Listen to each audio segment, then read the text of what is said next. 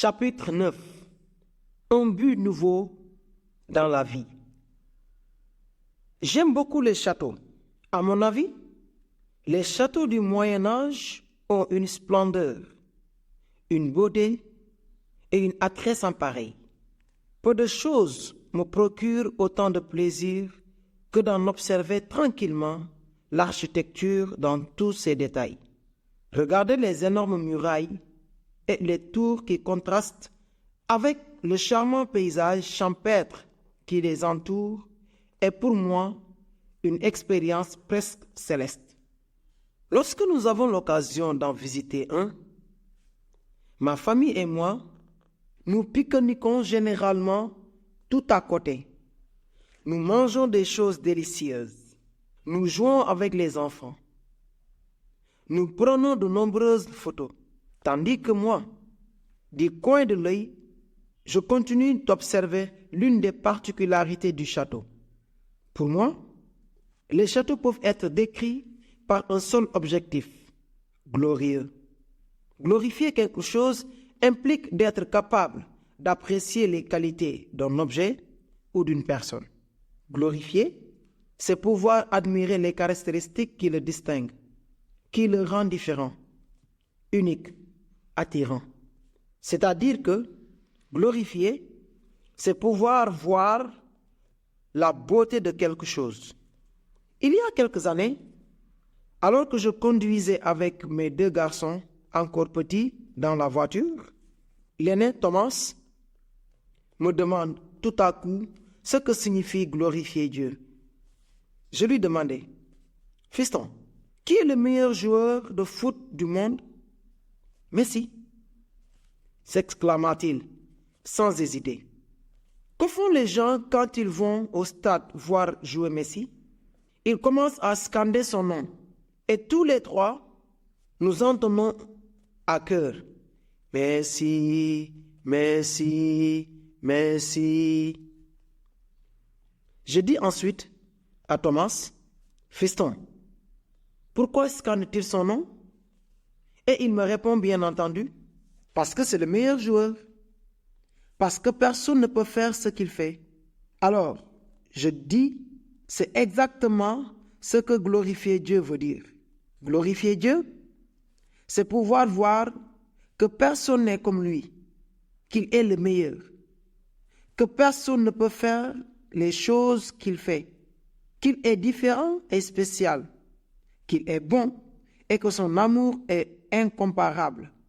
Et juste après, nous nous sommes mis tous les trois à scander « Jésus, Jésus, Jésus ». Qu'est-ce que la gloire de Dieu? Résumé en une courte phrase, la gloire de Dieu, c'est la beauté de Dieu.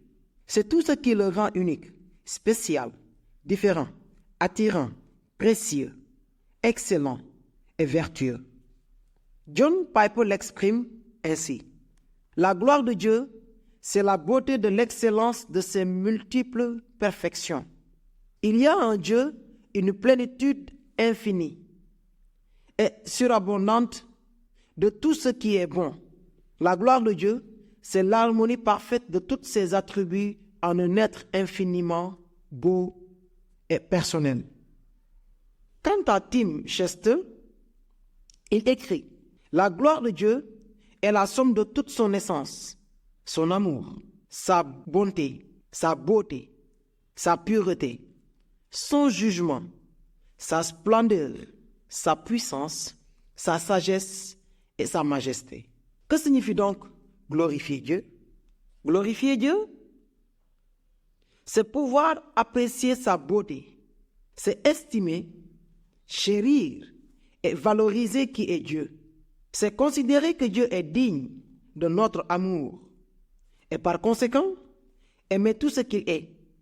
Cela se rapporte au fait de trouver un immense plaisir dans qui Dieu est réellement et dans la réalité de tout ce qu'il a fait pour nous. De la même façon que je trouve un immense plaisir dans les châteaux et que d'autres trouvent, par exemple, un immense plaisir dans l'art. Glorifier, c'est chérir une chose plus que toute autre chose. Rendre gloire à quelque chose, c'est percevoir avec justesse que cette chose est différente et lui dire du fond du cœur, tu n'es pas ordinaire, tu n'es pas comme les autres. Pense, par exemple, au meilleur joueur de football de l'histoire ou au nom des peintres les plus illustres qui ont existé. Que fait-on lorsqu'on parle d'eux?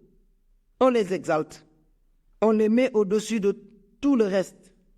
Pour nous, ils sont différents, supérieurs. Ils font des choses hors du commun.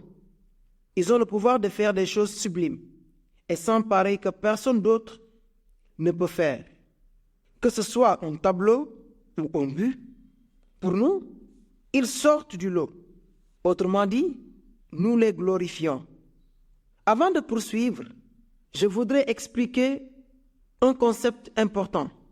Il est fort possible que lorsque je tente de te montrer à quel point les châteaux médiévaux sont glorieux, toi, tu ne vois rien de bien attirant dans un château. Comme je l'ai écrit brièvement au chapitre 3, je ressens cette indifférence face à la peinture. Je regarde les œuvres de grands artistes comme Picasso, Da Vinci et Van Gogh. Je n'y vois rien qui me touche. Je ne dis pas que ces peintures sont laides, mais je n'en arrive pas à apprécier la pleine valeur. Je les vois, mais je ne les trouve pas glorieuses. Il y a quelques semaines, je regardais sur Internet une curieuse et amusante vidéo dans laquelle un entraîneur de foot espagnol demandait à un joueur japonais de la Ligue espagnole: dans ton pays, est-ce que tu es considéré comme beau? Dans la vidéo, on peut voir que la question fait rire autant le joueur japonais que le reste de son équipe qui observe la situation. Après que le joueur embarrassé ait répondu, l'entraîneur espagnol prononce cette phrase fort intéressante. C'est sans doute moi qui ne sais pas apprécier la beauté japonaise. Je ne suis pas capable de discerner si tu es beau ou non. Je ne peux pas te voir avec les yeux d'une japonaise. Ceci est exactement notre condition face à Dieu. Nous ne sommes pas capables de le trouver attirant, à moins que le Saint-Esprit ne nous ouvre les yeux et nous permette d'apprécier la beauté et l'excellence de ses nombreuses perfections. Mais, comprends bien, glorifier quelque chose, ce n'est pas simplement dire que les œuvres de Picasso sont fabuleuses. Même moi, je peux parfaitement dire ça. Glorifier une chose, c'est trouver les œuvres de Picasso fabuleuses. C'est s'extasier en les regardant. C'est ressentir un immense plaisir en les admirant. C'est en parler avec joie. C'est être disposé à perdre du temps et de l'argent pour les voir. Moi, par exemple, j'habite à 20 minutes du musée Picasso. Et la seule fois où je suis entré dans ce célèbre musée, c'était parce que l'entrée était gratuite ce jour-là et qu'un ami qui nous rendait visite voulait y entrer. C'est une chose de dire que Picasso est fabuleux. C'en est une autre de s'en rendre compte, de le ressentir et de s'en émerveiller. Examine avec attention les questions suivantes. Est-ce qu'un incroyant peut lire la Bible et comprendre les vérités qu'elle enseigne? Est-ce qu'un professeur de littérature non chrétien peut lire un passage du Nouveau Testament et réussir à vraiment comprendre ce que le texte veut dire? Est-ce qu'un étudiant à l'université qui ne croit pas en Jésus peut lire Jean 3,16, saisir ce qu'est l'Évangile et comprendre comment être sauvé? La réponse à ces trois questions est la même. Bien sûr qu'ils le peuvent. N'importe quel d'entre eux peut comprendre la vérité. Mais ce qu'aucun d'eux ne peut faire, c'est y voir la gloire de Dieu. Ils ne peuvent apprécier la valeur de ce qu'ils ont lu. ils ne peuvent bénéficier de la vérité. C'est pour cela que leur vie reste inchangée. C'est pour cette raison que le psalmiste prie. Ouvre mes yeux pour que je contemple les merveilles de ta loi. Psaume 119, 18. Une personne non croyante peut comprendre la Bible à la perfection, mais elle ne peut pas en discerner les merveilles. De la même façon que moi, je ne peux apprécier la gloire des peintures de Picasso. Un non-croyant a besoin que l'Esprit Saint lui ouvre les yeux pour voir la gloire de Christ. Mais si tu y penses bien, toi et moi avons le même problème. À moins que le Saint-Esprit ne travaille dans nos cœurs, notre condition est la même que celle des incroyants. Éphésiens 1, 18, 19. D'une certaine manière, notre condition est même pire que la leur. Pourquoi? Parce que nous croyons à tort que comprendre la vérité, y compris être capable de la communiquer à d'autres, implique également de la trouver glorieuse. Nous croyons qu'avoir foi en l'Évangile, c'est la même chose que le chérir. Le premier grand résultat du fait de vivre l'Évangile, pour la première ou la énième fois, c'est que nous retrouvons une attirance pour Christ. Réfléchis un instant. Qu'est-ce que la conversion? La conversion, ce n'est pas tout simplement de croire. La conversion, c'est de trouver un trésor. Mais c'est encore plus que cela. C'est trouver le plus grand trésor que quelqu'un puisse trouver. Celui qui vaut la peine que l'on perde tout le reste pour l'avoir. Il est dit en Matthieu 13, 44, « Le royaume des cieux est encore semblable à un trésor caché dans un champ. L'homme qui la trouve le cache. Et, dans sa joie, il va vendre tout ce qu'il a et achète un champ. Qu'arrive-t-il lorsque je passe par un changement profond? Exactement la même chose. Philippiens 3, 8. Je reçois une vision fraîche et nouvelle de quelque chose que je connaissais déjà, c'est-à-dire que je peux apprécier la gloire de Christ. Changer, qu'est-ce que c'est? C'est trouver immensément attirante une chose à laquelle, auparavant, je n'accordais que peu de valeur. C'est pouvoir apprécier la beauté de Dieu. Les trois principaux aspects de la gloire de Dieu. Je voudrais que tu examines un concept absolument crucial, mais qui, en même temps, peut prêter à confusion. Du moins, cela l'a été pour moi pendant très longtemps. La gloire de Dieu, c'est le moyen, c'est l'objectif et c'est le projet de la vie chrétienne. Qu'est-ce que je veux dire par là? Trois choses. Premièrement, que la gloire de Dieu nous transforme. 2 Corinthiens 3, 18. C'est-à-dire qu'apprécier la gloire de Dieu, tout ce qu'il est et tout ce qu'il a accompli en Christ, est le seul moyen qui peut produire des changements profonds dans notre cœur. Voir l'amour inconditionnel de Christ nous transforme. Deuxièmement, que nous avons été créés, sauvés, sanctifiés et que nous serons glorifiés afin d'aimer la gloire de Dieu. Éphésiens 1, 3, 14. Tout l'univers n'a qu'un but, que nous n'avons pas à louer les abondantes richesses de la gloire de sa grâce.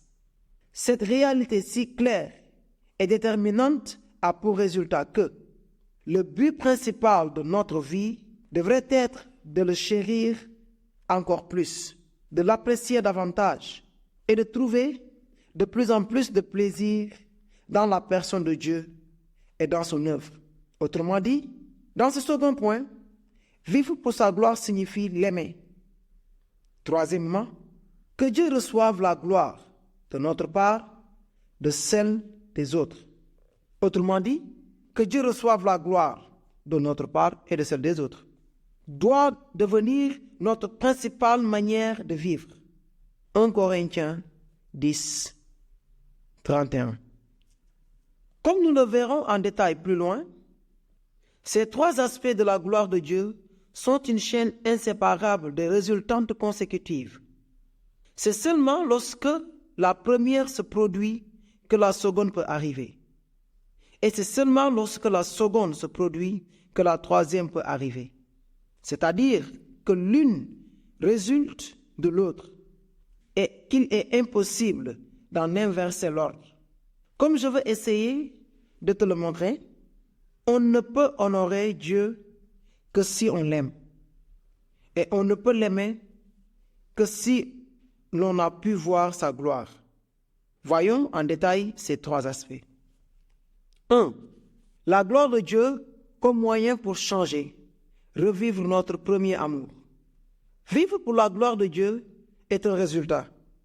Oui, je sais que la Bible dit que nous devons vivre pour la gloire de Dieu et que le mot « pour » indique un projet. Mais nous ne serions jamais capables de faire cela à moins d'avoir en premier lieu réussi à aimer la beauté de sa gloire. Réfléchis un instant.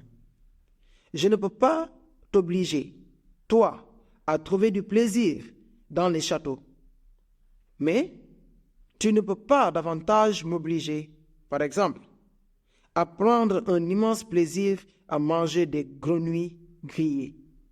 Je déteste les crapauds et les grenouilles de toutes mes forces. Elles me paraissent absolument répugnantes. Plusieurs personnes m'ont dit que c'est délicieux. Peut-être que c'est vrai. Je ne sais pas. Mais je ne pense pas que je le vérifierai. Lorsque quelqu'un affirme avoir vivre pour la gloire de Dieu, il est impossible qu'il le fasse réellement à moins que, tout d'abord, en ce moment même, il aime et apprécie les qualités et l'excellence de Dieu. Tu peux faire de la gloire de Dieu ton objectif, mais tu ne peux pas vivre cet objectif à moins que tu n'aies d'abord éprouvé de l'amour pour sa gloire. C'est la même chose que si quelqu'un me disait « Tu dois vivre pour te régaler d'un barbecue de grenouilles grillées.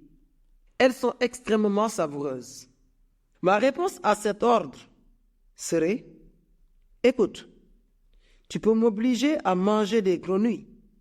Tu peux me convaincre qu'en manger est un bon objectif de vie. Mais, à moins que je ne réussisse premièrement à aimer les grenouilles, vivre pour elles ne sera qu'un idéal, un but, un objectif impossible à atteindre. Ce n'est pas lorsque je trouverai les grenouilles délicieuses que je pourrai commencer à les chérir et à les glorifier de tout mon cœur. Bien que cette illustration ait été un rien répugnante, du moins pour mon estomac, est-ce que tu peux voir ce que je veux dire? Vivre pour la gloire de Dieu est le résultat du fait d'aimer la gloire de Dieu. Une superbe nouvelle. Permets-moi un instant d'apporter quelques confusions dans ton esprit. La merveilleuse nouvelle que quelqu'un pourrait te donner, c'est que tu ne peux pas vivre pour la gloire de Dieu. Réfléchis à ce que tu viens de lire. Ni toi, ni moi, ni personne ne peut vivre pour la gloire de Dieu par ses propres moyens. Personne ne peut plaire à Dieu. Personne ne peut faire naître un sourire sur sa face. Personne ne peut lui procurer quelque forme de plaisir que ce soit. Ne t'angoisse pas et ne ferme pas ce livre. Loin d'être négatif ou non biblique, c'est l'une des vérités les plus précieuses et libératrices que tu puisses méditer. Lorsque tu comprendras ce que je veux dire, tu te rendras compte qu'il en est bien ainsi. Je me souviens qu'il y a longtemps, lorsque j'étais étudiant au séminaire aux États-Unis, un professeur a prononcé une phrase qui m'a tellement frappé que je ne l'oublierai jamais. Dieu ne peut pas être impressionné par son Fils. Ces paroles se sont imprimées comme un sceau sur mon cœur. J'y ai beaucoup réfléchi. Et pourtant, il me semble que je commence à peine à réaliser l'étendue de ses implications. Comment Dieu peut-il me demander de le glorifier si c'est une chose qui m'est impossible de faire? La réponse est très simple. Ce qui m'est impossible à moi, c'est possible pour lui. C'est-à-dire que l'unique manière dont je peux glorifier Dieu, c'est de le demander à son Fils pour vivre ma vie. Jean 15, 5.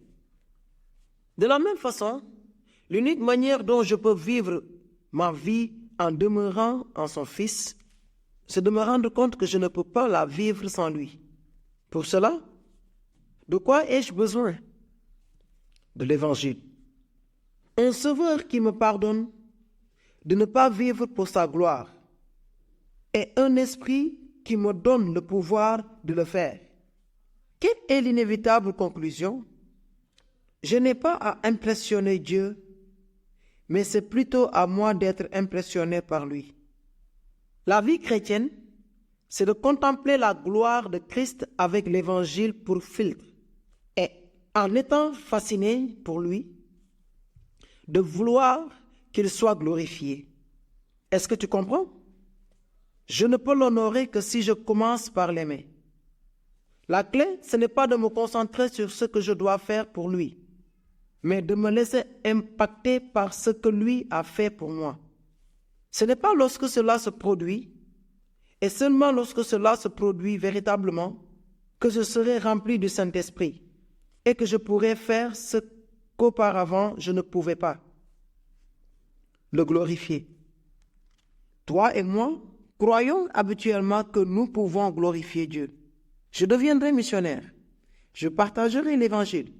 Je lirai plus souvent la Bible. J'arrêterai de pécher. Mais si au travers des premiers chapitres de ce livre, tu as réussi à mieux connaître ton cœur, tu sais que rien de ce que nous faisons pour Dieu n'est exempt de motivation autocentrée et égoïste. Si tu y penses, le fait même de vouloir impressionner Dieu est un acte autocentré. Souvent, nous vivons pour essayer d'entendre Dieu nous dire « Regarde, quel bon garçon, quelle bonne fille », alors qu'en réalité, nous devrions arriver à dire « Regarde, quel bon père ».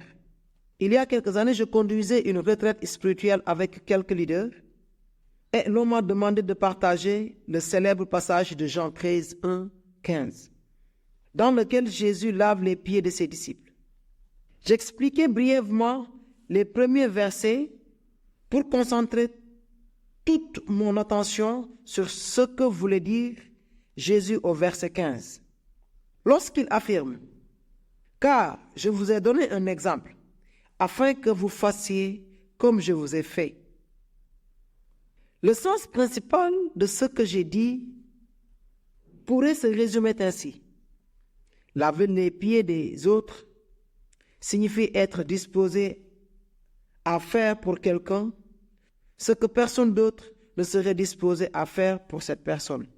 C'est-à-dire qu'aucun des disciples n'était disposé à laver les pieds des autres, mais Jésus, oui. Comme il le dit au verset 15, notre devoir est de l'imiter. Je passais alors 40 minutes à expliquer en détail ce principe, en donnant des exemples pratiques sur la façon de vivre, comme de nettoyer les toilettes lorsque personne n'a envie de le faire, et autre chose du même genre. Lorsque je terminais mon discours, un pasteur s'est approché de moi et, avec beaucoup de respect, il me dit « Je ne suis pas d'accord avec ce que tu as dit. Je ne crois pas que ton enseignement est porté sur ce qui est réellement le point essentiel de ce passage. » Je restais stupéfait. Je restais stupéfait parce que j'étais vraiment convaincu que mon exégèse était juste et que j'avais correctement interprété le texte. Je me dis ensuite, après t'avoir entendu, je vais repartir de cette retraite les yeux fixés sur mon mobile. concentré sur ce que je dois faire, alors que ce devrait être exactement le contraire. Je devrais repartir de cette retraite les yeux fixés sur Christ, fasciné par ce qu'il a fait, lui, émerveillé que le Dieu de l'univers se soit fait homme et qu'il ait été disposé tous les jours à me laver les pieds, c'est-à-dire la pire pourriture de mon cœur. Lorsque je chérirai cette réalité, je suivrai son exemple et je ferai tout ce que tu as dit. Tu n'aurais rien pu dire de plus juste. Tes plus gros efforts ne devraient pas être de vouloir vivre pour lui, mais de le laisser, lui, vivre pour toi. Ta démarche première ne devrait pas être de vouloir lui rendre gloire, mais de chercher à jouir de sa gloire. Pourquoi? Parce que lorsque tu t'émerveilles de tout ce qu'il y a de grand et de bon en lui, c'est alors que tu le glorifies. John Piper le dirait ainsi. Plus nous prenons de plaisir en Dieu, plus il est glorifié. La vie chrétienne se vit au moyen de sa gloire et pour sa gloire. Bien que nous ayons l'habitude de nous concentrer sur le deuxième aspect, c'est le premier qui est le plus important. Si j'aime la gloire de Dieu, je vais devoir prendre des décisions et vivre ma vie pour la gloire de Dieu. En fait, comme le dit John Piper, je le fais déjà. Si j'aime la gloire de Dieu, je vis déjà pour la gloire de Dieu. Non seulement ça, mais il y en a outre un effet rétroactif dans cette chaîne. Plus je prends de plaisir à la gloire de Dieu, plus je désire de vivre pour cela. Mon professeur avait raison. Dieu ne peut pas être impressionné par son Fils. À 3 reprises, dans le même passage, Jésus dit en Jean 15 que le désir de Dieu, c'est que le croyant porte beaucoup de fruits. Jean 15, 2, 5, 8. Pourquoi le fruit est-il si important pour Dieu? La réponse est donnée au verset 8. Lorsque nous portons beaucoup de fruits, le Père est glorifié. Cette réponse amène une nouvelle question. Comment Dieu est-il glorifié lorsque nous portons beaucoup de fruits? La réponse se trouve au verset 5. Dieu est glorifié parce que ce n'est pas nous qui avons produit le fruit. C'est Christ en nous. Jean 15, 5. C'est sa gloire parce que c'est son fruit, non le nôtre. Comprendre et vivre ce principe est absolument essentiel parce qu'il s'applique à tout ce que nous faisons. Prier, servir, prêcher, évangéliser, faire des disciples, conseiller, manger, jouer, travailler, partir en vacances et toutes les autres choses qui te viennent à l'esprit. Si nous voulons vraiment produire du fruit et glorifier le Père, tout doit être fait au travers de son Fils, comme l'illustre magistralement John Piper. En Jean 14, 13, Jésus dit, « Et tout ce que vous demandez en mon nom, je le ferai, afin que le Père soit glorifié dans le Fils. » Imaginons que tu te trouves complètement paralysé et que tu ne puisses rien faire par toi-même, sinon parler. Supposons qu'un ami de toujours, qui t'aime profondément, s'engage à vivre avec toi et à faire tout ce dont tu as besoin. Comment pourrais-tu glorifier cet ami si un étranger te rendait visite? Tu pourrais dire, « Ami, s'il te plaît, relève-moi et mets-moi un coussin dans mon dos pour que je puisse voir mon invité. Et pourrais-tu aussi me mettre mes lunettes?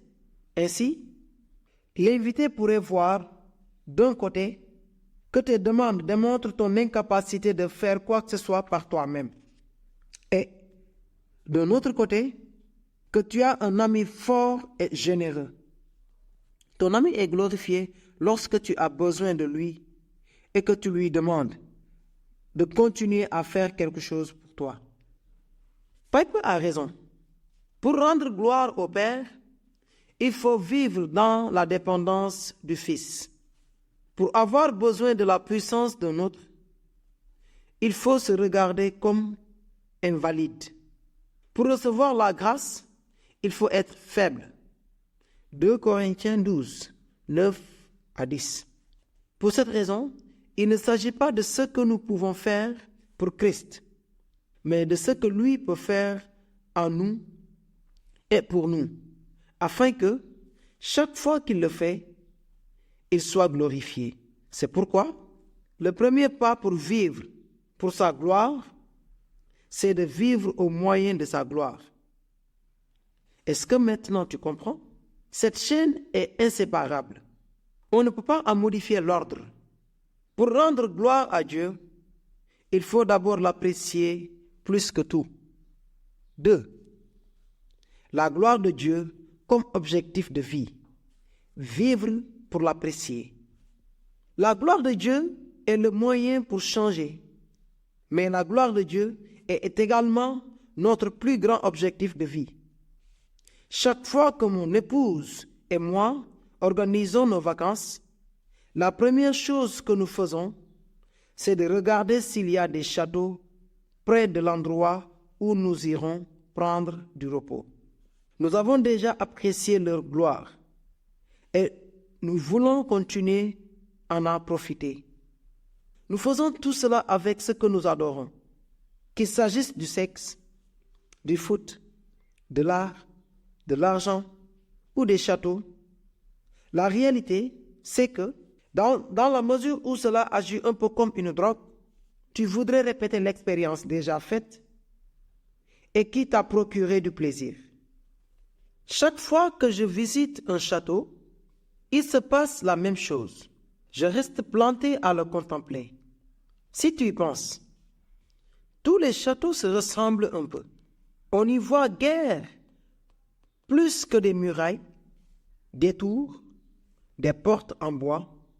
Mais, pour quelques raisons dignes d'être analysées, je continue de me perdre dans leur contemplation. Tu dois penser que je suis fou ou obsédé. Mais, pense au sexe.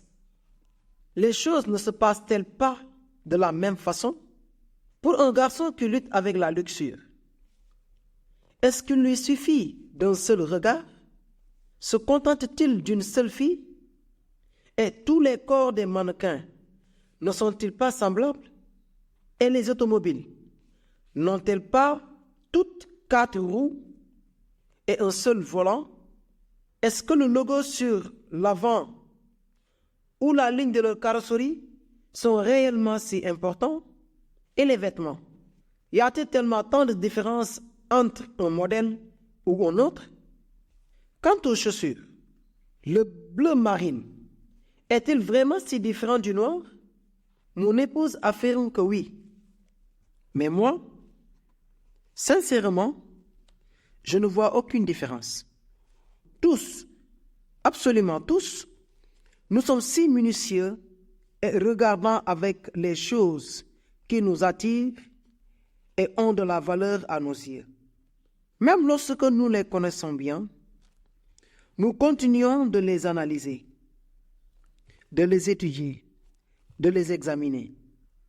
Comme preuve de ce que je dis, il te suffit de regarder l'historique de ton navigateur Internet et d'inspecter tes recherches. Tu y découvriras ce qu'il t'attire et a vraiment de la valeur pour toi, comme nous le verrons en détail au chapitre 12. La tâche la plus importante de la vie, c'est d'étudier, de méditer et de contempler la gloire de Dieu, afin que la grâce de Dieu, à l'admiration qui n'en résultera, je commence à l'apprécier.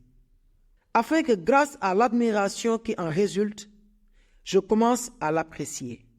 Tim Chester écrit, « Si nous résumons les raisons que nous avons de vouloir changer, nous pourrions dire que c'est pour apprécier le fait d'être libérés du péché et de pouvoir nous réjouir de notre relation avec Jésus. » Cette phrase me fait penser à ce sentiment d'impuissance et de désespoir que ressentent les proches d'un ami d'une personne souffrant d'addiction, que ce soit par l'alcool ou la drogue. Il voudrait que cette personne soit libérée de son addiction pour qu'elle puisse pleinement profiter de la vie. C'est ce même sentiment que Dieu ressent pour nous. Jean 15, 11. Mais, dit Chester, dans la suite, notre rôle est de renoncer à notre pauvre imitation et de jouir de ce qui est véritable. La sainteté est de reconnaître que le plaisir que procure le péché est vide et temporaire. Dieu nous invite à une vie de satisfaction véritable et jouissant de quelque chose qui dure pour toujours. Quelle est ta drogue? Après quoi soupires-tu? Qu'est-ce qui captive ton imagination et te fait rêver? Qu'est-ce qui possède toutes tes qualités et te paraît digne d'adoration? Le secret du changement se trouve dans la conviction que la gloire de Dieu est la seule vraie source de bonheur. 3. La gloire de Dieu comme projet de vie. Vivre une vie qui l'honore. Si je suis en Christ, le Saint-Esprit transforme mes désirs et modifie mes buts. Ce qu'auparavant je ne pouvais faire, le glorifier, maintenant, non seulement je peux le faire, mais en outre, je désire le faire. Avoir la gloire de Dieu comme projet de vie implique deux choses. Honorer Dieu et chercher à ce que les autres l'honorent. Voir, c'est vouloir adorer. Est-ce que tu t'es déjà demandé pourquoi les gens chantent dans les stades de foot? Ou pourquoi les gens applaudissent en voyant un magnifique spectacle artistique? La réponse est simple. Tout ce qui donne du plaisir engendre l'adoration, le compliment et la louange spontanée. Lewis a dit, « Je crois que nous nous régalons à louer ce qui nous réjouit, parce que la louange non seulement exprime, mais en outre complète le plaisir. C'est-à-dire que la louange est l'aboutissement de l'expérience du plaisir. Tout comme un garçon et une fille amoureux qui se disent constamment qu'ils s'aiment. Ils s'aiment déjà, mais le fait de l'exprimer oralement augmente et complète leur expérience. Chanter est une façon merveilleuse d'honorer Dieu. Pourquoi? Parce que, bibliquement parlant, chanter résulte du fait d'éprouver du plaisir en Dieu. Il est dit en Jacques 5,13, « Quelqu'un est-il dans la joie? Qu'il chante des cantiques. » Est-ce que la louange peut engendrer la joie et en être la cause? Oui, c'est possible. Mais cela ne devrait pas être l'expérience normale. La louange devrait être le résultat du fait d'être joyeux. Sa conséquence, comme d'applaudir, est la conséquence d'avoir vu un grand spectacle. L'idéal biblique est de venir au temps de louange avec l'envie de louer, c'est-à-dire d'honorer Dieu parce que je l'aime passionnément et que j'ai besoin d'exprimer mon cœur dur et me changer. Bien sûr qu'il le peut, mais ceci n'est pas son objectif principal. Il y a quelque temps, ma fille de 10 ans et moi, nous passions ensemble un moment avec Dieu, en écoutant des cantiques de louange.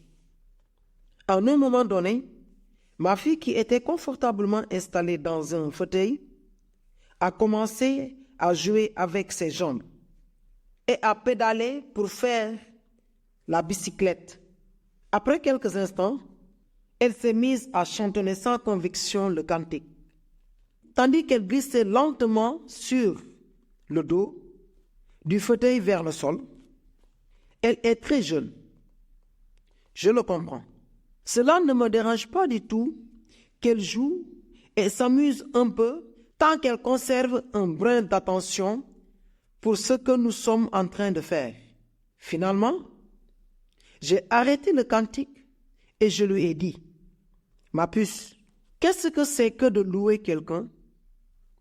Elle me répondit, « C'est dire des choses gentilles sur quelqu'un, chanter pour lui. » Alors, sur un ton exagérément indifférent, je lui ai dit, « Ton chemisier est très joli. » Elle m'a regardé, l'air un peu flatté. « Je t'ai dit quelque chose de gentil, non? » « Oui, mais tu ne le penses pas. » « Exactement, ma chérie. Louer, ce n'est pas simplement dire des choses gentilles ou chanter. Louer, c'est ressentir des choses gentilles pour quelqu'un. Ce que je tentais d'expliquer à ma fille, c'est ce que j'essaie d'expliquer ici. Dire des choses positives sur quelqu'un doit être la conséquence d'avoir des sentiments positifs envers cette personne. Je le reconnais. Je ne suis pas un grand amateur de musique. Je sais qu'elle peut facilement influencer nos émotions et non nos affections. Il est très habituel de croire que je suis en train de louer Dieu parce qu'un cantique m'a touché sans même que j'en sois conscient. Mais en fait, tout ce que ce chant a produit dans mon cœur, c'est une réaction émotionnelle, comme peut le faire un film dramatique qui me fait pleurer alors que je sais très bien qu'il s'agit d'une fiction. Mais je suis également prêt à admettre l'importance et la grande valeur des hymnes de louange. J'ai passé de nombreux temps d'intimité avec Dieu dans mon bureau en écoutant un chant de louange et en pleurant comme un enfant dans mon adoration pour lui. D'un point de vue biblique, la musique est plus qu'importante. Après tout, les psaumes, le plus long livre de la Bible, est un véritable recueil de chants sacrés. Je n'en dirai pas plus ici, mais louer Dieu, que ce soit en assemblée à l'église ou individuellement seul à la maison, c'est nous joindre par anticipation à l'une des expériences les plus magnifiques et les plus gratifiantes que nous vivrons au ciel. Apocalypse 21, 23 à 27.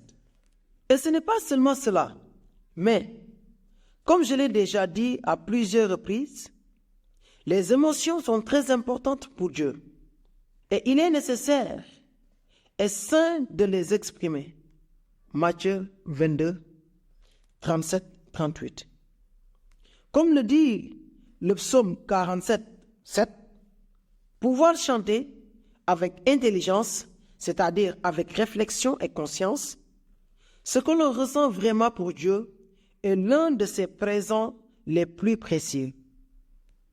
Obéissance aujourd'hui, gloire aujourd'hui, mais aussi gloire future.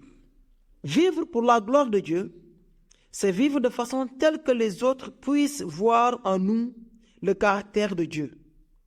La Bible est très claire lorsqu'elle affirme que notre manière de vivre a le pouvoir d'honorer Dieu. Matthieu 5, 16 dit que votre lumière luise ainsi devant les hommes, afin qu'ils voient vos bonnes œuvres et qu'ils glorifient votre Père qui est dans les cieux. Ce qui signifie que la façon dont nous vivons est tellement anormale qu'elle attire l'attention de nos amis et voisins qui ne connaissent pas Dieu et les amène à conclure: je n'ai jamais vu personne aimer comme tu le fais. Ce n'est pas normal. Qu'est-ce qui te fait vivre ainsi? Lorsque cela se produit, Dieu est glorifié. Vivre ce style de vie n'est pas la responsabilité de seulement quelques élus.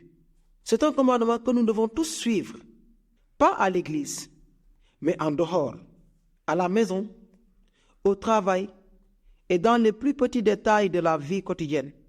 Comme le dit Paul à 1 Corinthiens 10, 31, « Soit donc que vous mangiez, soit que vous buviez, soit que vous fassiez quelque autre chose, faites tout pour la gloire de Dieu. » Je me souviens qu'il y a quelque temps, je demandais à un jeune que je formais depuis plusieurs années ce qui l'avait le plus impacté parmi toutes les expériences et les moments que nous avons vécus ensemble.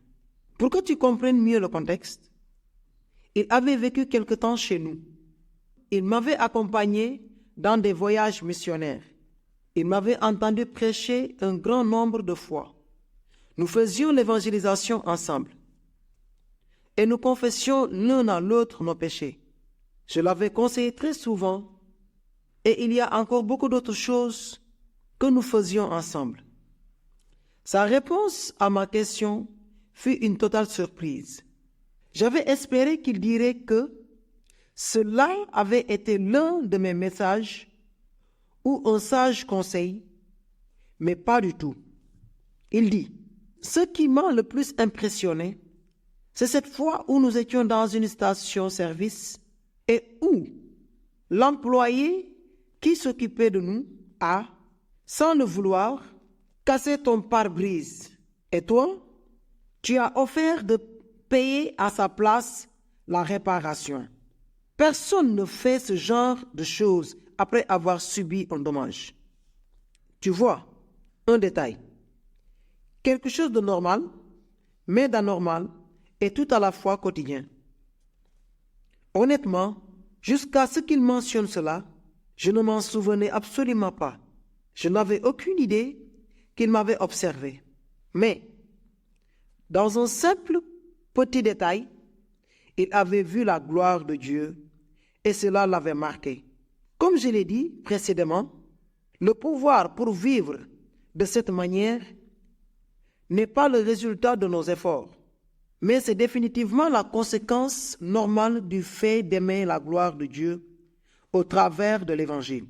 Quand cela se produit, et seulement si cela se produit en tout premier, je commence automatiquement à apprécier mon bonheur avec le fait que Dieu obtienne la gloire. Qu'est-ce que je veux dire par là? Je vais te l'expliquer au moyen d'un exemple.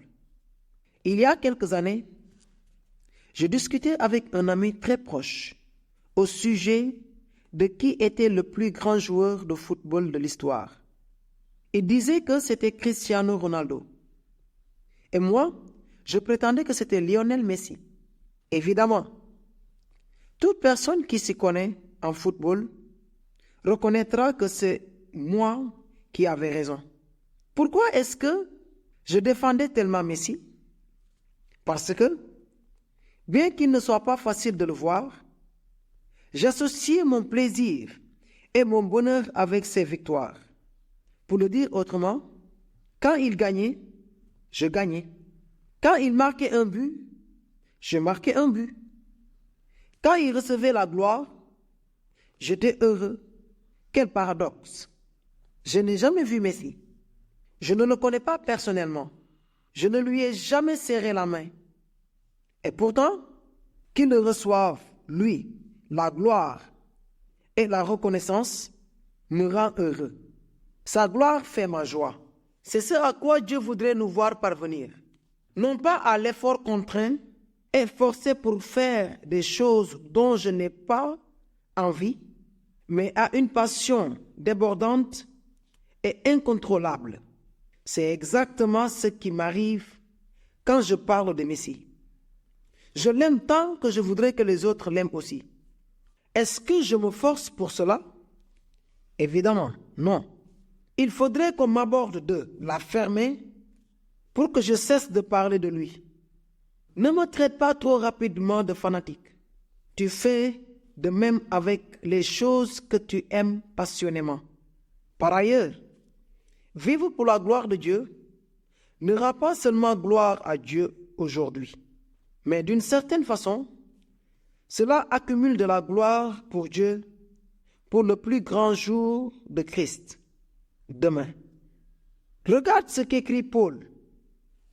Et ce que je demande dans mes prières, c'est que votre amour augmente de plus en plus, en connaissance et en pleine intelligence pour le discernement des choses les meilleures, afin que vous soyez purs et irréprochables pour le jour de Christ, remplis du fruit de justice qui est par Jésus-Christ, à la gloire et à la louange de Dieu. Philippiens 1, 9, 11. Bien que ce passage soit très riche et que je sois tenté de l'expliquer entièrement, je vais me limiter à en détacher le point principal que je veux souligner. Paul dit que lorsque nous apprenons à mieux aimer, nous faisons le meilleur choix et qu'ainsi, nous accumulons une plus grande qualité de fruits pour le jour où nous serons dans la présence de Dieu. Avec quelles conséquences? Dieu en recevant la gloire. Pourquoi Dieu et pas nous? Parce que, comme tu peux le voir dans le passage, ces fruits ont été créés par Jésus-Christ. Je sais que ce que dit Paul paraît un peu étrange, mais cela cesse d'être étrange si tu l'actualises par un exemple contemporain. Nous faisons tous aujourd'hui certaines choses parce que nous savons qu'elles seront bénéfiques dans le futur. Un bon exemple que Paul utilise également, ce sont les sportifs. Il dit en 1 Corinthiens 9, 24, 25, « Vous savez sûrement que les coureurs dans le stade courent tous, mais qu'un seul remporte le prix. Courez donc de manière à remporter le prix. Tous les athlètes à l'entraînement s'imposent une discipline sévère. Ils le font pour gagner une couronne qui se fane vite. Mais nous le faisons pour gagner une couronne qui ne se fanera jamais. Une course de 100 mètres dure à peine 10 secondes. Un match de foot dure 90 minutes. Un marathon dure quelques heures. La plus grande partie du reste de leur vie, tous les sportifs vivent pour la gloire future. Ils font des choses aujourd'hui pour obtenir quelque chose demain. Pratiquement, toute leur journée se passe à s'entraîner, à s'exercer, à prendre soin de leur corps et à faire de l'exercice. Pourquoi? Pour la gloire qu'ils espèrent. Vivre pour la gloire de Dieu, c'est me joindre à ce grand objectif. C'est me passionner pour ce moment-là. C'est penser de plus en plus que très bientôt arrivera le grand jour où quelqu'un que j'aime de tout mon cœur sera couronné. Si tu as des enfants, ce que je décris est un sentiment semblable à ce que tu éprouves lorsque ton fils sort du lot dans la pratique d'un sport ou lorsque termine une course. L'espoir qu'il sera victorieux te motive à faire de gros efforts en vue de ce jour. Pourquoi? Parce que tu es heureux de sa gloire. Voir, c'est vouloir partager. Lorsque ma femme et moi étions jeunes mariés et habitions en Argentine, une des choses que nous aimions le plus faire, c'était de parcourir en voiture Carrillo, une station balnéaire de l'Atlantique parmi les plus huppées. Nous n'y sommes jamais allés en vacances, car c'était au-dessus de nos moyens. Et nous n'en mourions pas non plus d'envie. Ce qui nous plaisait surtout, c'était d'aller admirer les somptueuses maisons qui s'y trouvaient. Nous aimions énormément en admirer l'architecture, tout comme nous le faisons aujourd'hui avec les châteaux. Imagine la situation. Je dessinais une sorte de grille mentale de toutes les rues de Carrillo.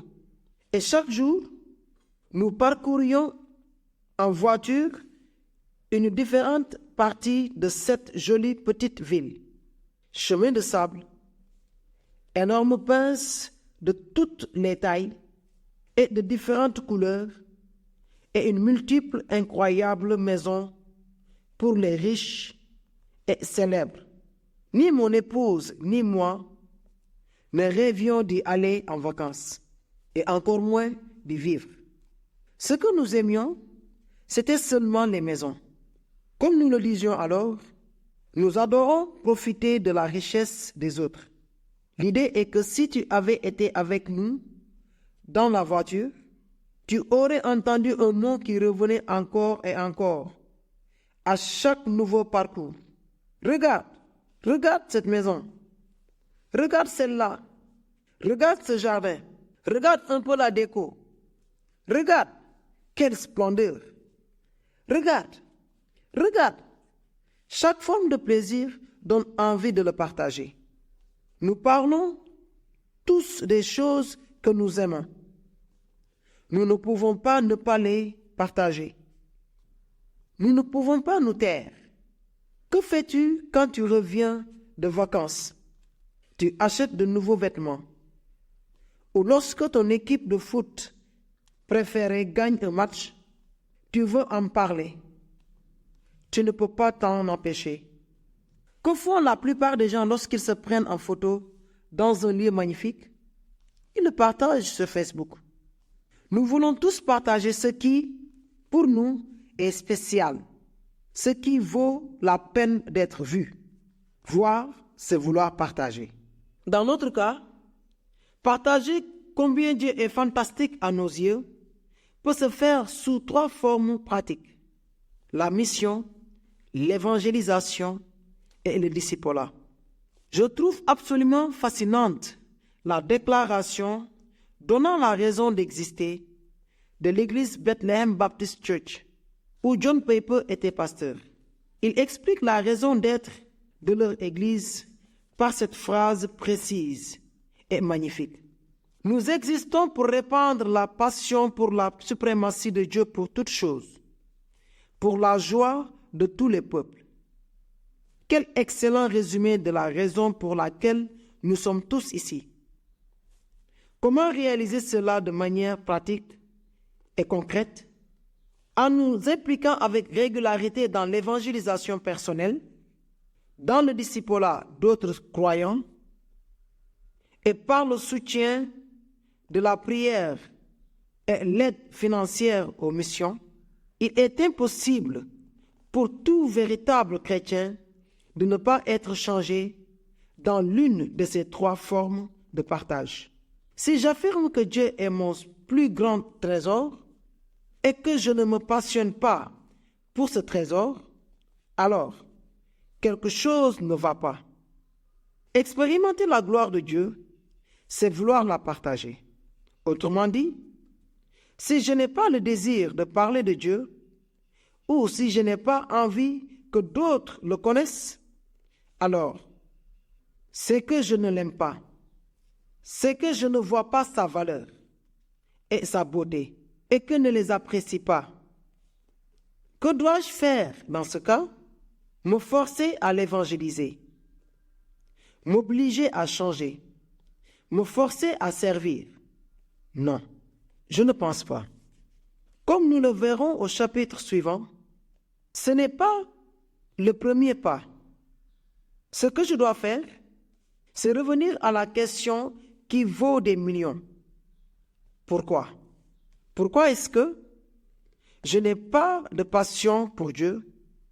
Quel est mon objectif de vie aujourd'hui? À qui appartient mon cœur actuellement? Qui me retient prisonnier? Qu'est-ce qui, à moi, fait concurrence à Dieu? Qu'est-ce qui me paraît glorieux et m'empêche de voir la gloire de Christ? Le commencement du changement, c'est que je fasse un diagnostic correct à mon problème pour pouvoir y apporter un remède approprié. Lorsque je réalise que je me suis laissé prendre au piège, je pourrai aller à Christ pour qu'il me récupère. Si tu ne ressens pas le puissant désir de voir se manifester la gloire de Dieu, ce n'est pas parce que tu as bu et que ta soif a été étanchée. C'est parce que tu as trop picoré à la table du monde.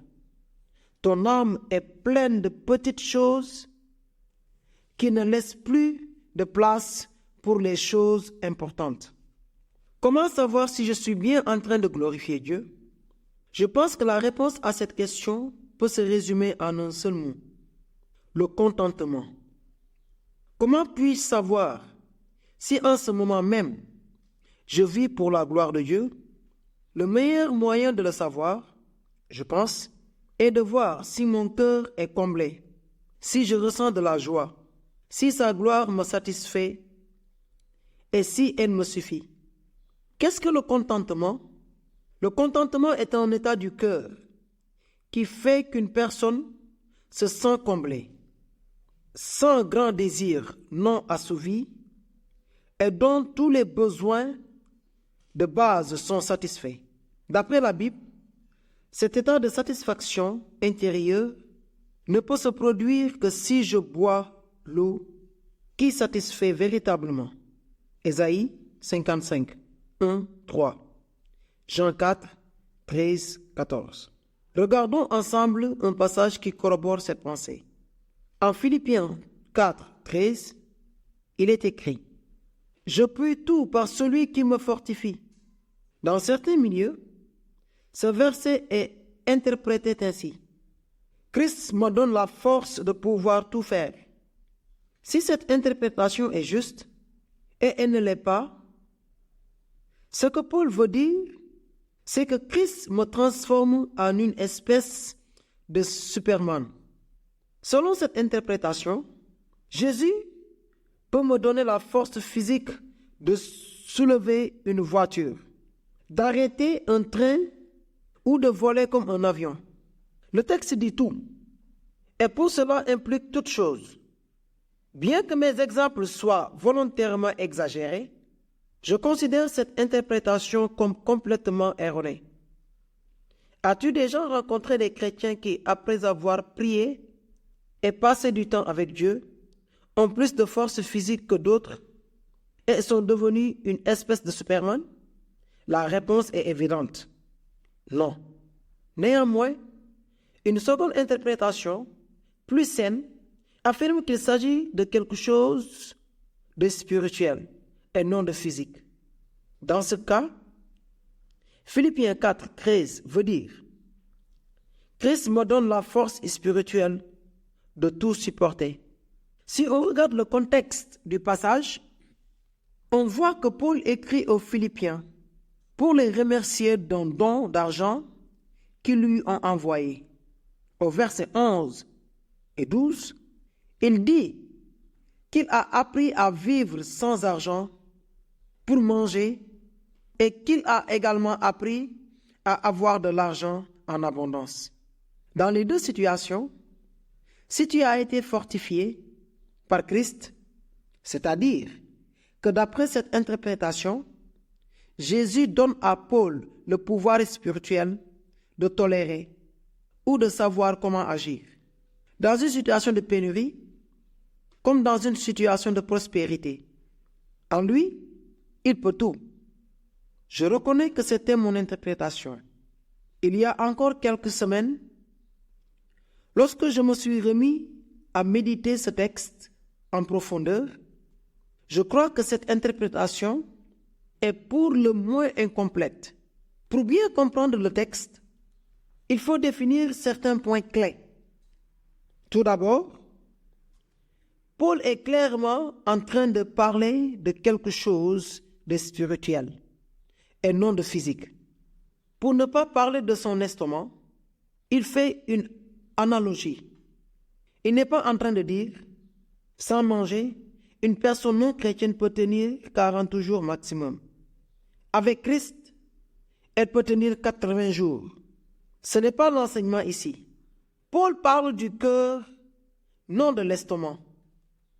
Une paraphrase assez juste du verset pourrait être « Christ me donne les moyens d'être pleinement satisfait, quelles que soient les circonstances. » Je sais que cette interprétation ressemble beaucoup à la précédente, mais si tu l'examines avec attention, tu verras qu'il y a une grande différence. Paul dit quelque chose de manière très simple. « Christ me donne la force de tout supporter. » Il dit qu'avec Christ, il est totalement content, comblé, satisfait et pleinement heureux. Paul dit qu'il est arrivé à découvrir le secret grâce auquel il a tout ce dont il a besoin. Si tu y réfléchis, Paul répète ce que j'ai déjà cité au chapitre 1 et 3. Pour moi, la vie, c'est le Christ. Philippiens 1, 21. Et même, je regarde toute chose comme une perte à cause de l'excellence de la connaissance de Jésus-Christ, mon Sauveur, pour lequel j'ai renoncé à tout et je le regarde comme de la boue. Philippiens 3, 8. Est-ce que tu vois? C'est beaucoup plus que de pouvoir bien gérer une situation d'abondance ou de pénurie. J'ai des amis non chrétiens qui peuvent faire cela très bien. Paul parle de quelque chose de plus profond et de plus exhaustif. Paul parle d'un changement radical, de mon objectif et de ma source de vie. Maintenant, laisse-moi te poser une question. Comment Paul a-t-il appris à vivre ainsi? La réponse se trouve au verset 12. Remarque ce que dit ce verset. En tout et pour tout, j'ai appris. Ce qui signifie que ce sont les différentes circonstances de sa vie qui lui ont montré et appris à vivre ainsi. C'est donc quelque chose d'appris. Ce n'est pas quelque chose de naturel. Les circonstances, bonnes ou mauvaises, ont été les enseignements de sa vie spirituelle, afin qu'il apprenne ce grand secret que Christ seul peut contenter.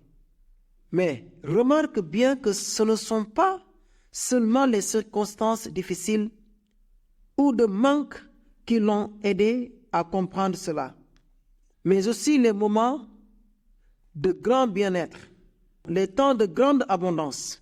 Oui, tu as beaucoup compris. Laisse-moi te donner un exemple pratique. Il y a quelques années, dans notre famille, nous avons instauré une tradition que nous appelons temps spécial avec papa. Pendant le temps spécial avec papa, mes enfants et moi faisons ensemble quelque chose de différent et d'amusant. Parfois, c'est avec les enfants à tour de rôle. Parfois, c'est avec les trois ensemble. Peu de temps après avoir commencé ce rituel, j'ai décidé de leur acheter à tous des bicyclettes et de sortir à vélo avec eux le samedi matin. À l'origine, mon intention était double. D'une part, passer du temps seul avec eux, et de l'autre, de donner à mon épouse un peu de tranquillité à la maison, sans bruit et sans enfants. Étant donné que je n'avais pas fait de vélo depuis 20 ans ou plus, c'était une grande nouveauté pour nous tous. Le premier jour où nous avons fait cela fut tout simplement merveilleux. Pour moi, ce fut une expérience assez géniale que de visiter un château. Je me disais, c'est fabuleux. Cela faisait peu de temps que nous avions déménagé pour l'Espagne et nous habitions près de la mer. Le paysage que nous avions sous les yeux, tandis que nous pédalions, était donc à la fois nouveau et enchanteur. Le soleil, la plage, les palmiers, les montagnes. Pour moi, faire cette balade à vélo avec eux n'avait pas de prix. Je le répétais sans arrêt. C'est ça la gloire. Mais après quelques semaines, je commence à remarquer chez moi un changement d'humeur à chaque sortie. Le problème venait de ce que l'un des enfants se fatiguait beaucoup trop vite et ne voulait pas rouler aussi longtemps. Je me souviens que je lui répétais, « Un petit peu plus, fiston. Un petit peu plus. On vient tout juste de commencer. » Mais au bout de quelques minutes, il se remettait à geindre avec instance. Avant de commencer à m'énerver intérieurement à cause de son obstination, j'eus l'idée d'une stratégie pour me sortir du problème. Je leur dis à tous les trois que je leur achèterai une glace lorsque nous arriverons près de notre destination. Bien entendu, il changea d'attitude. Mais que se passa-t-il? Au retour, Mon fils était de nouveau fatigué, ce qui confirme une évidence. La subordination n'est pas un bon motivateur de changement. Après de nouvelles plaintes, j'explosai. Je dis, « Fils, ça suffit. Tu vas te taire jusqu'à ce que nous arrivions. » Est-ce que tu vois ce qui s'était passé? Ce qui avait commencé par un désir d'aimer ma femme et mes enfants s'était transformé en une forme d'adoration malsaine. Mon cœur avait muté. J'avais interverti mes désirs. Je ne faisais plus cela pour aimer ma femme et mes enfants. Je le faisais pour m'aimer, moi. Résultat, mon cœur avait cessé d'être satisfait. Je m'adressais avec irritation à mon fils. Et je terminais la promenade à vélo avec arrière-goût d'amertume. Pourquoi? Parce que j'avais changé l'adoration de Dieu pour l'adoration de ce qu'il avait créé. Quel enseignement pouvais-je tirer de cette expérience? Que rien de ce qui est créé ne peut satisfaire mon cœur. Tu vois, les circonstances peuvent être des maîtres précieux qui me rappellent que la véritable vie n'est pas de faire ce que je veux, mais que la véritable vie est cachée en Christ. Colossiens 3, 1, 3. C'est cela le grand secret que Paul a appris. Vivre pour une chose que les circonstances ne peuvent pas toucher. Ce n'est pas simplement de pouvoir supporter les circonstances difficiles, mais que Christ soit ma perle de grand prix dans toutes les circonstances du quotidien.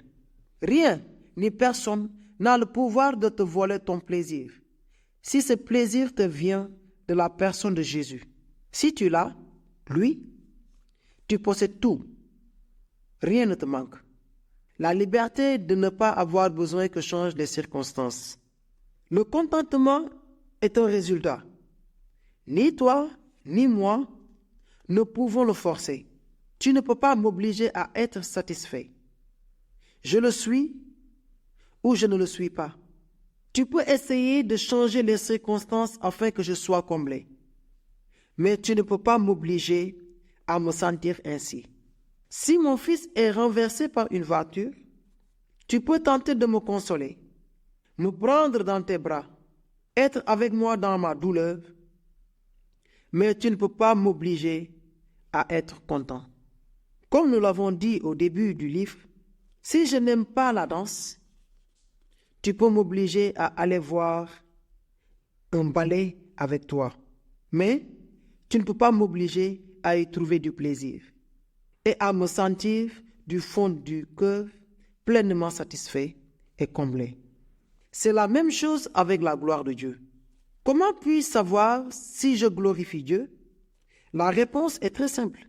Si en examinant mon cœur, je le trouve libre de toute autre passion, c'est-à-dire si aimer la gloire de Dieu me comble et me suffit.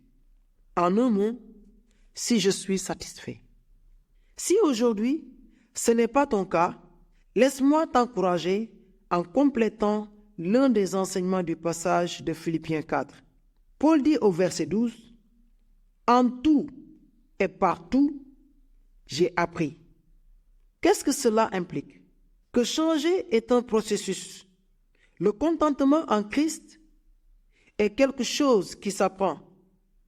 Comme nous l'avons déjà dit, Dieu utilise tes circonstances actuelles, y compris tes luttes, ton manque de plaisir et de joie en Dieu, comme moyen pour te changer profondément et t'emplir en lui. Parmi les exemples que nous trouvons dans la Bible, l'un des plus frappants et clairs quant à la façon dont Dieu utilise nos circonstances pour nous amener à lui, c'est la vie d'Anne. En 1 Samuel 1,5, nous apprenons qu'Anne est une femme stérile. À l'époque, rien n'était plus honteux et terrible pour une femme que de ne pas pouvoir avoir d'enfants. Ce serait la même chose aujourd'hui dans certains milieux si l'on atteint un certain âge sans avoir de fiancé, ou de travail, ou de diplôme universitaire. Le cœur d'Anne était totalement insatisfait. Si tu lis 1 Samuel 1, 5, 8, tu verras qu'elle vivait dans l'amertume, l'irritation, la jalousie, qu'elle pleurait et ne mangeait pas, qu'elle était vide au point de ne pas pouvoir même se réjouir de l'amour que son mari lui portait. Pourtant, Anne a fait quelque chose que je t'encourage à imiter. Elle a prié. Elle a répandu son cœur devant Dieu, exprimant son désespoir dans la situation où elle était de ne pas pouvoir satisfaire son désir d'avoir un enfant. Donne-moi un enfant ou je meurs. Anne est l'illustration parfaite d'un désir qui se transforme en idole. Qu'a fait Dieu? Concrètement à ce que l'on pourrait attendre. Il lui a donné ce qu'elle désirait tellement. Pourquoi l'a-t-il fait? On dirait qu'il fait tout contraire de ce que nous avons vu dans ce chapitre. On dirait, mais ce n'est pas le cas. Dieu utilise le désir insatisfait d'Anne pour l'amener à lui, pour lui montrer, à elle comme à nous, que nous vivons pour avoir des choses qui ne sont pas les bonnes. L'exemple d'Anne est absolument frappant et il nous montre comment le Saint-Esprit intercède pour nous et transforme nos prières en quelque chose de supérieur. De même aussi que l'Esprit nous aide dans notre faiblesse, car nous ne savons pas ce qu'il convient de demander dans nos prières, mais l'Esprit lui-même intercède par des soupirs inexprimables, et celui qui sonde les cœurs connaît la pensée de l'Esprit, parce que c'est selon Dieu qu'il intercède en faveur des saints. C'est-à-dire qu'il nous donne ce que Dieu veut nous donner. Nous savons, du reste, que toute chose concourt au bien de ceux qui aiment Dieu, de ceux qui sont appelés selon son dessein. Romains 8, 26, 28. Anne a prié pour avoir un bébé. Eh oui, c'est vrai. Dieu le lui a donné. Mais Dieu lui a surtout donné quelque chose d'infiniment supérieur. Dieu lui a fait le cadeau d'être satisfait en lui. Il est dit à 1 Samuel 1, 18, qu'après avoir prié, cette femme s'en alla. Elle mangea et son visage ne fut plus le même. À quel moment a-t-elle cessé d'être triste? Quand elle a obtenu ce qu'elle voulait? Non, bien sûr. Elle ne pouvait pas alors savoir si oui ou non elle aurait un enfant. Mais, nous lisons au verset suivant, ils se levèrent de bon matin, et après avoir adoré l'Éternel, ils s'en retournèrent et revinrent dans leur maison à Rama. Elkana connut Anne, sa femme, et l'Éternel se souvint d'elle. Dans le cours de l'année, Anne devint enceinte, et elle enfanta un fils, qu'elle nomma Samuel. Car, dit-elle, je l'ai demandé à l'Éternel. Qu'est-ce qui montre de façon évidente que son cœur avait vraiment trouvé le contentement en Dieu? Le fait que, lorsque arriva le moment de le donner à Dieu, elle fut capable de le laisser. En fait, si l'on regarde le texte, on voit qu'elle ne l'a pas abandonné à regret, mais au contraire, avec un inexplicable sentiment de joie et d'allégresse. Son mari Elkana monta ensuite avec toute sa maison pour offrir à l'Éternel le sacrifice annuel et pour accomplir son vœu. Mais Anne ne monta point, et elle dit à son mari, « Lorsque l'enfant sera sevré, je l'amènerai afin qu'il soit présenté devant l'Éternel. » et qu'il reste là pour toujours. Elkana, son mari, lui dit, fais ce que te semblera bon. Attends de l'avoir sevré. Pense un peu de temps qu'elle a eu avec elle. Veuille seulement l'Éternel accomplir sa parole. Et la femme resta et allaita son fils jusqu'à ce qu'elle l'ait sevré. Quand elle l'eut sevré, elle le fit monter avec elle et prit 3 taureaux, 1 épha de farine et une outre de vin. Elle le mena dans la maison de l'Éternel, à Silo. L'enfant était encore tout jeune. Il égorgea les taureaux et ils conduisirent l'enfant à Élie. Anne dit, « Mon Seigneur, pardon, aussi vrai que ton âme vit, mon Seigneur, je suis cette femme qui me tenait ici près de toi pour prier l'Éternel. C'était pour cet enfant que je priais, et l'Éternel a exaucé la prière que je lui adressais. Aussi, je veux le prêter à l'Éternel. Il sera toute sa vie prêté à l'Éternel. » Et ils se prosternèrent là devant l'Éternel. Tu veux savoir de quoi parle le chapitre 2 de 1 Samuel? C'est l'un des cantiques d'adoration de Dieu les plus magnifiques de toute l'histoire que des hommes aient composé. Et si tu y réfléchis bien, ce cantique fut composé immédiatement après qu'Anne ait laissé son fils unique et un fils si petit dans la maison d'un inconnu. Comprends-tu maintenant quel était son plus grand plaisir? Que son cœur soit comblé? Ou cette femme a-t-elle trouvé un tel contentement? Tu connais déjà la réponse.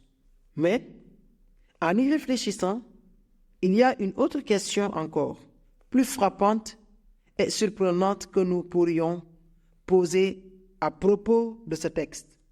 Qu'est-il arrivé à cette femme dépressive, égocentrique et amère? Où s'est arrêté son état de vide et d'insatisfaction? La réponse est simple. Elle a été transformée par sa rencontre avec Dieu. Ne te décourage pas. Garde l'espoir. Dieu veut que tu aimes sa gloire encore plus que toi, tu désires l'aimer. Mais ce n'est pas seulement ça. Dieu utilise toutes les circonstances de ta vie, y compris tes désirs non satisfaits, pour que tu puisses l'admirer. Conclusion.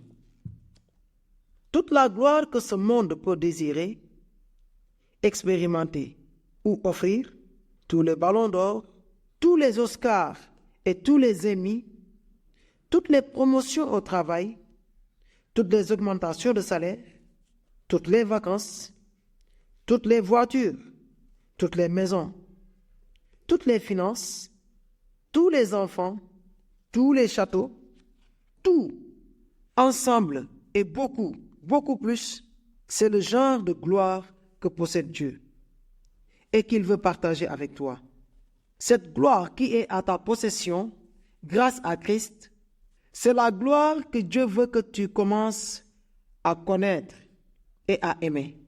C'est peut-être la meilleure part de ton héritage. Pourquoi? Parce que Dieu est un meilleur cadeau.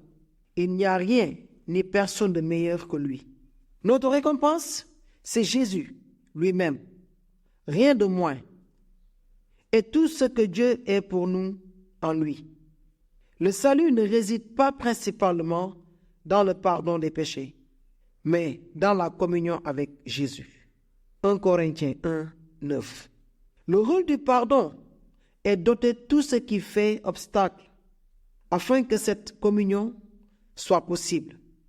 Si la communion avec lui ne nous satisfait pas entièrement, alors le salut n'a rien de spécial. Si Christ était une personne triste ou quelqu'un de froid et stoïque, l'éternité ne serait qu'un long et très long soupir. Dieu t'a créé, sauvé et te sanctifie pour que tu jouisses de lui. Un jour, cette joie sera parfaite. Mais jusque-là, souviens-toi des paroles de Jésus.